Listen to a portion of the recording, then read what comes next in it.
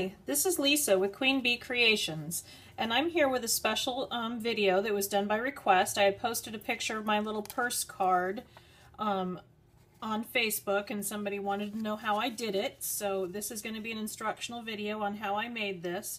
I know that all over the internet there's patterns that you can supposedly print out and cut, but I just thought, you know, it's just basically a card that tilts in a little.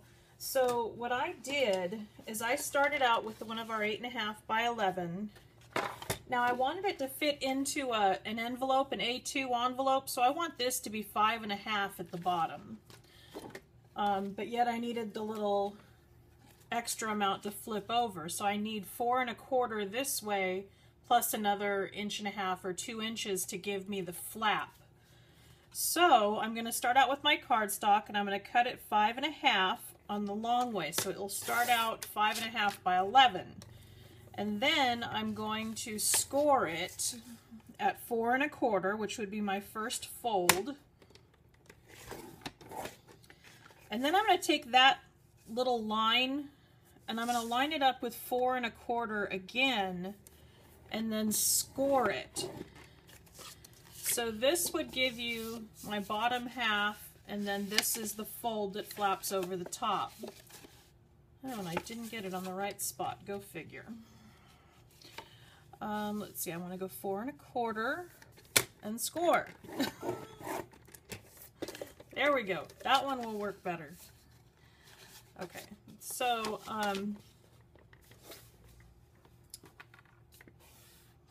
old folder somewhere.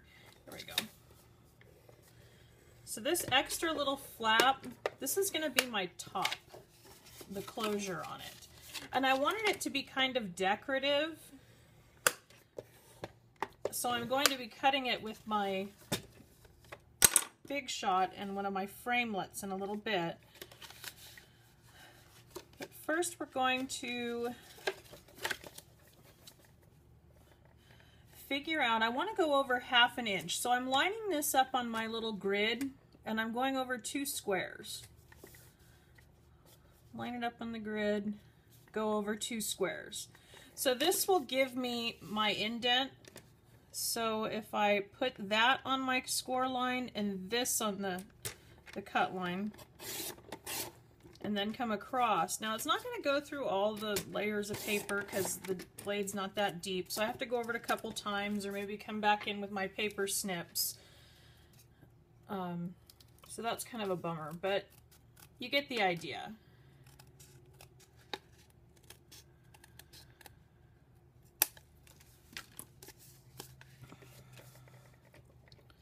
I'm going to do that the same on the other side. I'm going to line up my little 1/2 inch mark down to the bottom and then cut.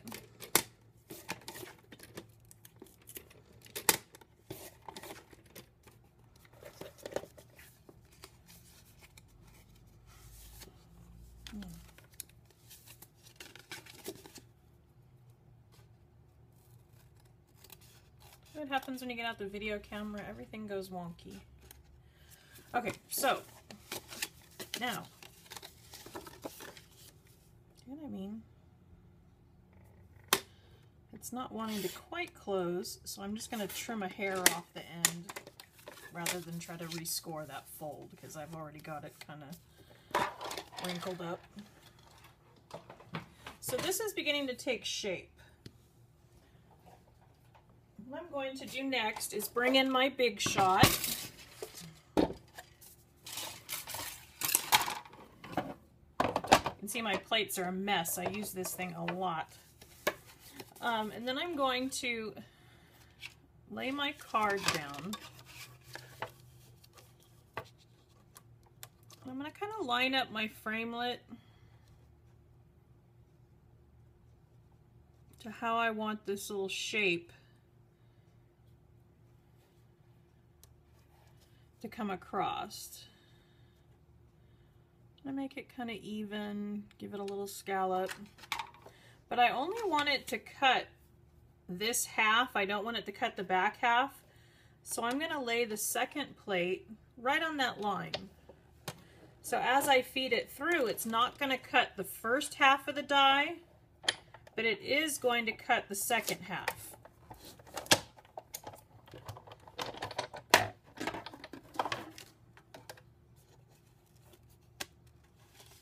So see, it only cut the part that the second plate was laying over. So that gives us our decorative edge.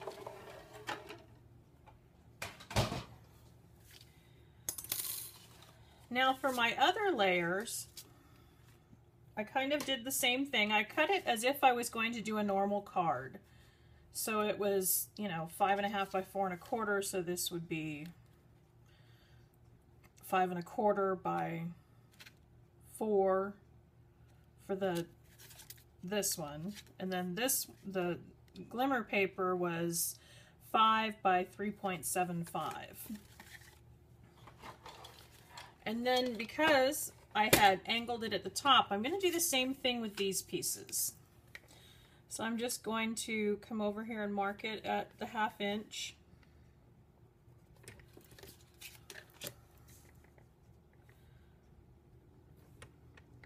And that doesn't matter what 2 squares I line it up on, just as long as it's 2 squares. Then I'm going to do one more of my melon mambo for the back of the purse. So I'm not going to put glimmer paper on the back, but I'm going to put a piece of melon mambo, and you'll see why in a minute. But again, I'm going to line this up with my little tick mark that I made, and then the corner.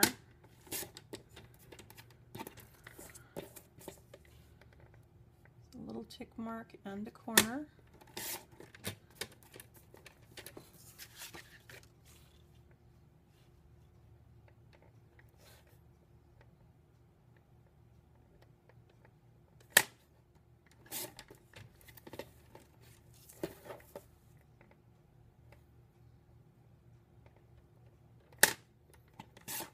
So there's the front and back. And then my glimmer paper, I made the tick marks on the back because I find the blade moves much smoother. I know the glimmer paper will wear out my trimmer blades, but the whole thing moves so much smoother by cutting from the back side of the glimmer paper instead of the front. When I cut it this way, it drags. So I found that it's much smoother if I go this way.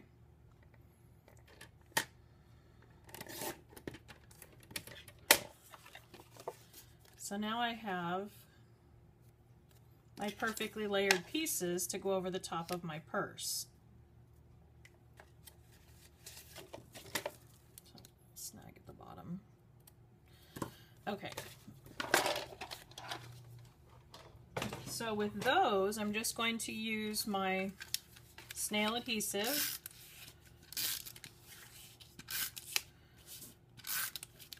And adhere them to the front.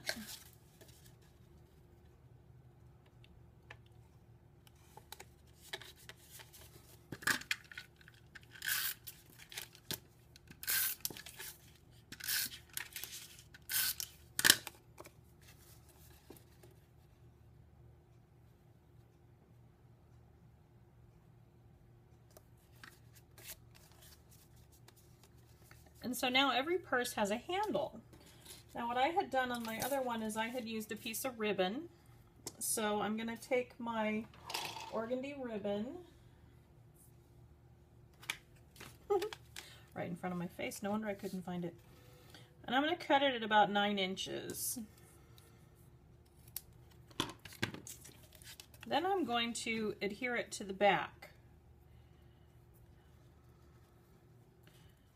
So that will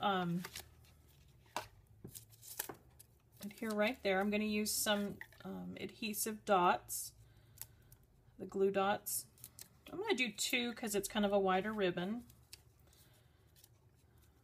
Do one on either side.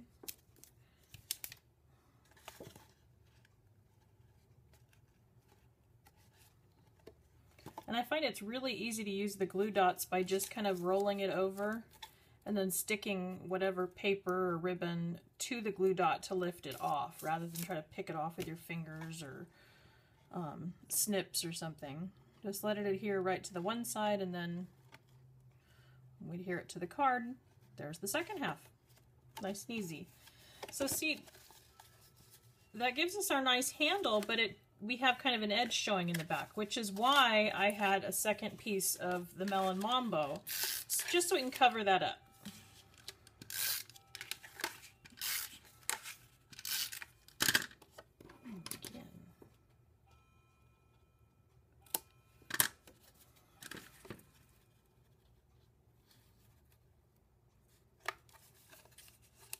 So now they look like they're coming out of the purse rather than, you know, seeing the raw edges.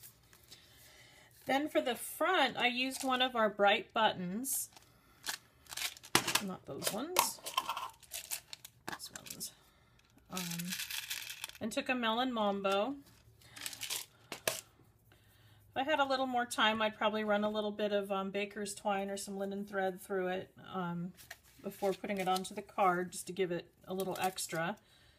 But for the sake of the video, I'm just going to go ahead and adhere it on. And I'm doing 3, because again, it's kind of a big button. Then I'm going to adhere that right to there. Now, of course, they're on the other side of the room, but what I did here is these are little circle Velcro dots. I don't know if you can see those, but they're from the sewing department at Walmart. They're really cheap. I stuck the 2 of them together, the loop and the hook, put it on the one side, and then when I closed it, then it stuck the second half, so that way I made sure that they lined up exactly. But that allows my purse to stay closed, the little Velcro dot. And they're self-adhesive, really small, cheap. Wish we sold them in our catalog. Maybe I'll put that in the sandbox. And then on the inside, I wanted a little explosion card, and that might be part of what people were wanting the instructions for. To do an explosion card like these, what you do is you take, this is an 8x8 piece of paper, because I wanted it to fit inside the 4.25 by 5.5 card. So this will work inside of a regular card, you know, a rectangle one, as well as our little purse.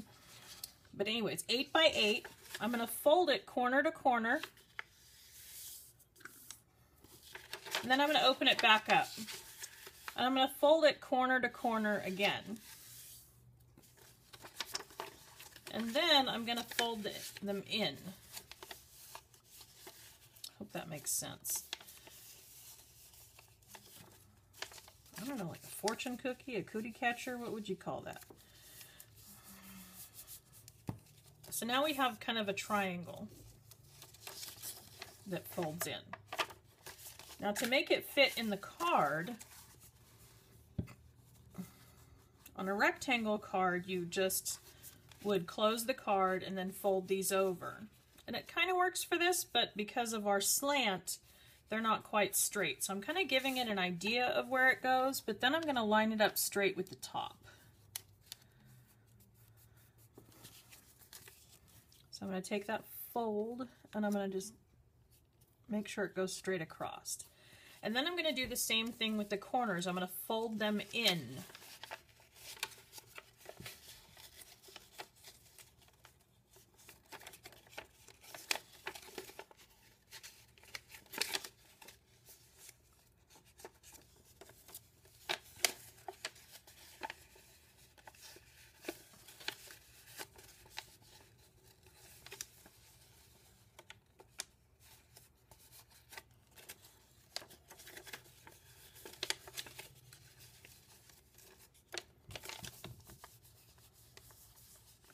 So now we have that shape.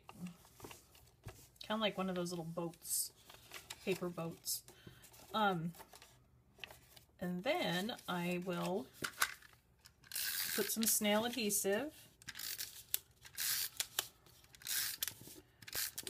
And I stamped it first, because obviously you wouldn't want to stamp on all the folds. It wouldn't be quite right.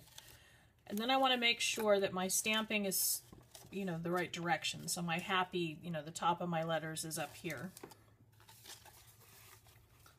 So I'm going to line up my point in the middle at the bottom of the card. And those up there. Then I'm going to put my second part of the adhesive.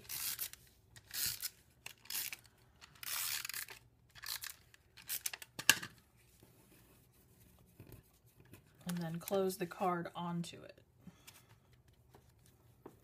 So when it sticks, it opens up.